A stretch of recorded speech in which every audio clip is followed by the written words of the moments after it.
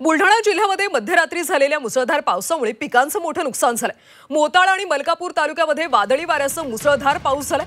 या पावसानं शेतकऱ्यांच्या हातातोंडाशी आलेला घास हिरावून घेण्यात आला। मध्यरात्रीपासून पहाटेपर्यंत कोसळलेल्या पावसामुळे जिल्ह्यात हाहाकार माजलाय। काढणीला आलेल्या कपाशी आणि सोयाबीनचं मोठं नुकसान झालंय। शेतात गुडघ्यापर्यंत पाणी साचल्यानं उभी पिकं पूर्णपणे पाण्याखाली गेली। काढलेली पिकं सुद्धा पावसात भिजलीत। या मुसळधार पावसामुळे परिसरामधल्या नदी नाले सध्या दुथडी भरून वाहत आहेत। मोहना नदीला पूर आल्यानं नदीकाठच्या शेतामध्ये पाणी शिरून माती आणि पिकं वाहून गेली।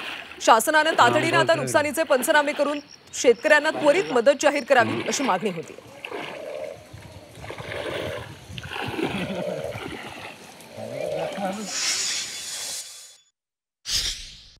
आपण पाहत आहे गुडघ्याभर पाण्यात या ठिकाणी जो मक्याचा गूर मारलेला आहे तो गुडघ्याभर पाण्यात आहे।